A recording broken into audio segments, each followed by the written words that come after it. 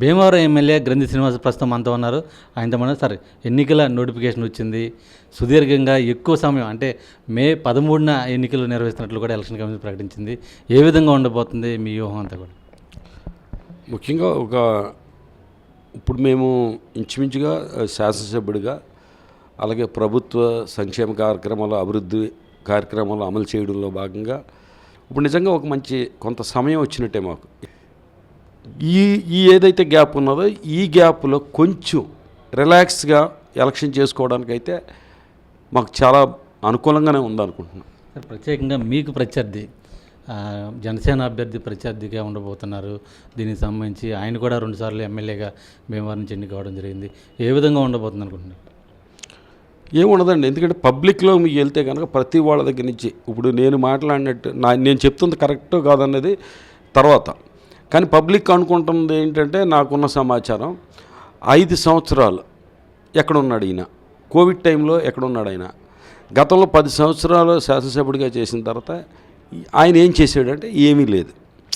ఈయన ఇప్పుడు ఉన్న గ్రంథి శ్రీనివాస్ ఏం చేశాడంటే ఒక ల్యాండ్ మార్క్ పనులు లాంటివి ఉన్నాయి.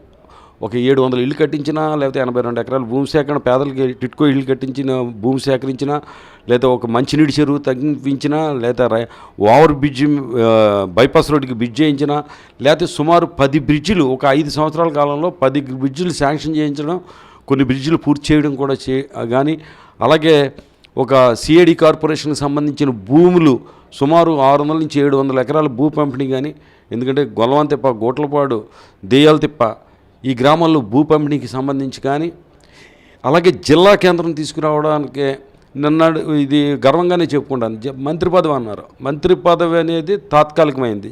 జిల్లా కేంద్రం అనేది ఈ భీమవరం నియోజకవర్గ ప్రజలకి నేనిచ్చే నా త్యాగం ద్వారా ఏంటంటే నేను అది సాధించే కనుక శాశ్వతమైంది. అది ఈ పదం అంటే సంవత్సరం ఉండదు, 2 సంవత్సరాలు ఉండొచ్చు, అంతకుమించి ఉండేది కాదు.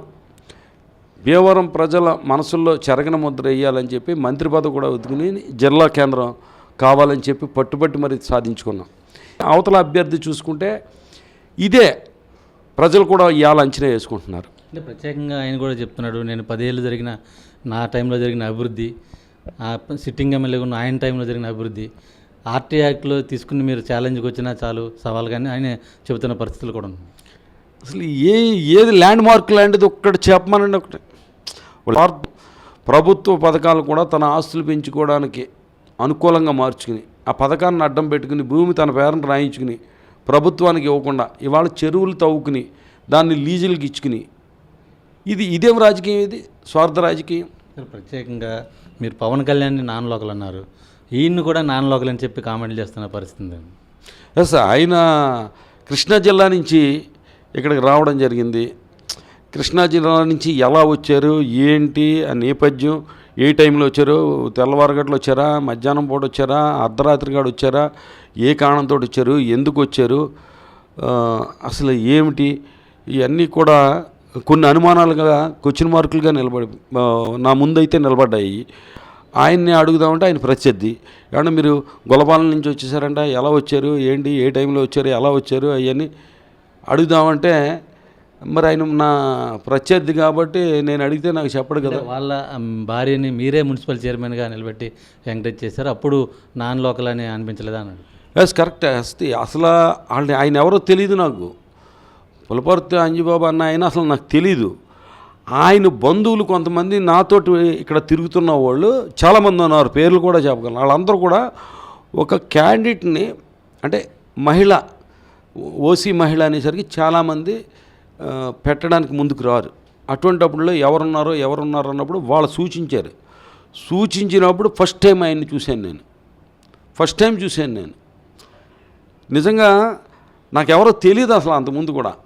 అంజిబాబు అంటే ఓకే వెళ్ళిపోయాం, అతను గొల్లపాలెం నుంచి వచ్చాడా లేకపోతే ఎక్కడి నుంచి వచ్చాడు మనకు తెలియదు, ఒకలే అనుకుంటున్నాం. అలాగా నిజంగా కూడా నాకు తెలియదు అప్పుడు. మొత్తానికి ఏపీలో ఎన్నికలకు సంబంధించి కూడా సుదీర్ఘ సమయం ఉన్న నేపథ్యంలో వ్యూహంతో కూడా ముందుకు సాగడానికి అవకాశం ఉందని చెప్పి కూడా భీమవరం ఎమ్మెల్యే స్పష్టం చేశారు. మరోవైపు అభివృద్ధికి తనకంటూ ఒక విజన్ ఉంది, దాంతో ముందుకు సాగడానికి కూడా స్పష్టం చేస్తున్న పరిస్థితి. వీడియో ప్రసాద్తో శ్రీనివాస్, 10 టీవీ, భీమవరం నుంచి.